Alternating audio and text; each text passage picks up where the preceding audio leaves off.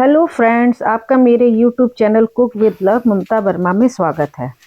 आज बनाएंगे व्रत के लिए साबूदाना का पराठा और मूंगफली और नारियल की चटनी, जो काफ़ी ज़्यादा टेस्टी और बढ़िया बनी है।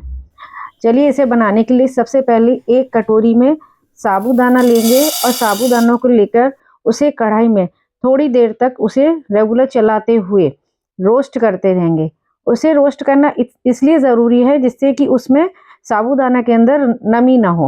अगर उसमें नमी हो तो वो बिल्कुल ड्राई हो जाए। उसे ड्राई करने के लिए हम उसे लगातार 2 मिनट तक चलाते रहेंगे। जब साबूदाना भुन जाएगा तो उसे एक प्लेट में निकाल कर थोड़ी देर के लिए उसे ठंडा होने के लिए रख देंगे।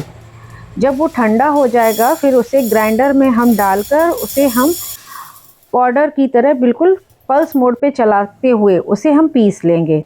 साबूदाना पीसने के बाद उसी कढ़ाई में थोड़े से मूंगफली के दाने डालकर उसको भी हम लगातार चलाते हुए भून लेंगे।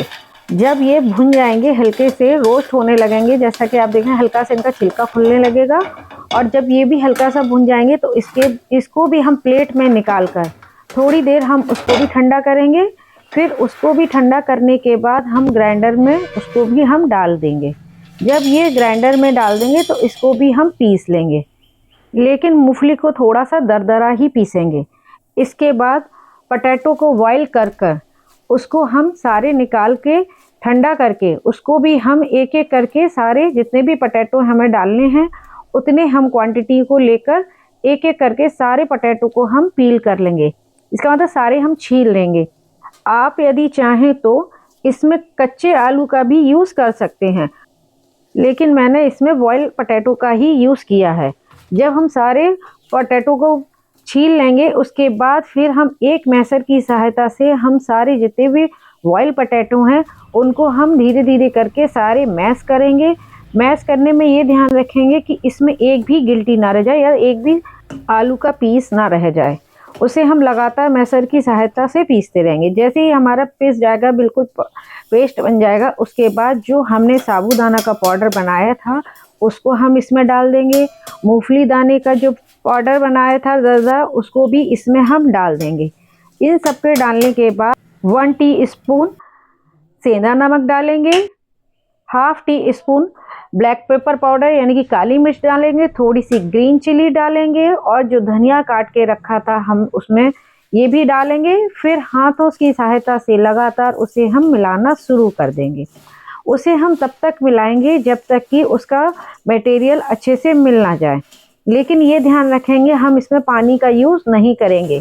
जब आपको लगे इसमें ज़्यादा ही ज़रूरत है पानी की, तब 1 चम्मच या आधा चम्मच उसमें थोड़ा सा पानी डालेंगे। वैसे मैंने इसमें बिल्कुल भी पानी नहीं डाला है क्योंकि इसमें बॉयल पोटैटो हैं और इसकी वजह से सारा मटेरियल उसी में मिल गया है।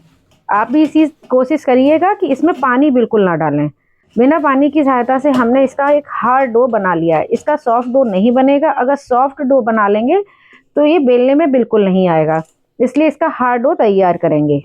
व्रत की चटनी बनाने के लिए थोड़ी सी मूंगफली, थोड़ा सा धनिया, ग्रीन चिली और टमाटो काट के डाला है मैंने एक, और half tea spoon pink salt, half tea spoon black pepper powder डालेंगे। इसके बाद थोड़ा सा हम नारियल पाउडर को भी इसके अंदर डाल के फाइन पेस्ट बना लेंगे। और ये देखिए हमारी चटपटी चटनी बनके तैयार हो गई।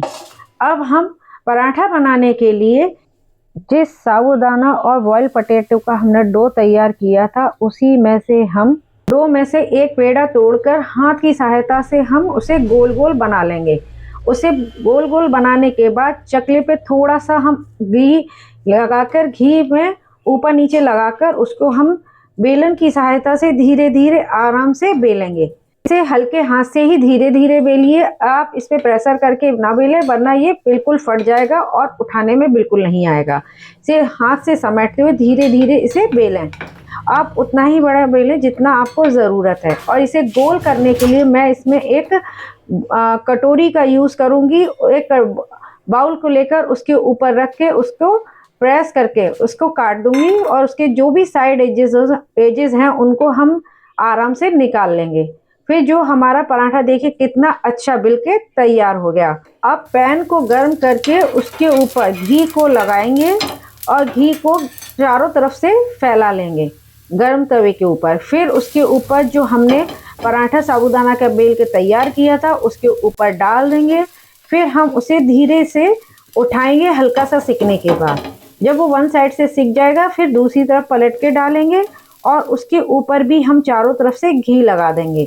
फिर हम एक पराठा और बना के तैयार कर लेंगे और उसको भी हम वन साइड लगा देंगे उसी तवे के ऊपर साइड करके। फिर उसके ऊपर भी घी हम लगा देंगे चारों तरफ से और उसको भी हम धीरे से सेकते रहेंगे। जब वो भी हल्का सा सिक जाएगा तो उसको भी हम पलट देंगे। ऐसा करके हम जितने हम इस पर एक पैन पर डाल सकते हैं कोशिश करेंगे उतने डाल दें। मैं इस पर कम से कम 3 डाल के तैयार करूँगी। 3 इसमें पराठे आराम से हमारे सिक जाएंगे। इस पर घी हम लगा रहे हैं। आप चाहें तो मूंगफली का भी तेल का यूज़ कर सकते हैं। मैंने इसमें देसी घी का यूज़ किया है क्योंकि उसका टेस्ट इसमें बहुत अच्छा आएगा। और इसमें आप मूंगफली का भी यूज़ कर सकते हैं, मूंगफली के तेल का। अब इसके बाद हमने तीसरा भी डाल दिया, उसको भी हम लगातार गोल्डन ब्राउन होने तक उसको भी हम सेकेंगे चारों तरफ से घी लगा के। अब इसमें ये ध्यान रखने वाली बात है कि हम लो फ्लेम पर ही इसे सेकेंगे। तेज अगर गैस कर देंगे तो ये जल्दी से जल जाएंगे। हमें जलाना नहीं है, सेकना है और धीरे धीरे आप सेकेंगे, जल्दबाजी बिल्कुल नहीं करेंगे। देखिए हमारा गोल्डन ब्राउन हो गया और हमारे सारे पराठे सिक के तैयार हो गए। अब हम प्लेटिंग करेंगे। एक प्लेट में हम जो चटनी बनाई है उसको हम रखेंगे और तैयार किए हुए उसमें पराठे भी रखेंगे। अब देखिए हमारी रेसिपी बनके तैयार हो गई जो काफ़ी ज़्यादा टेस्टी और हेल्दी है। अगर आपको हमारी रेसिपी पसंद आई हो तो लाइक शेयर एंड सब्सक्राइब और कमेंट करना बिल्कुल ना भूलें। Tata bye bye, take care.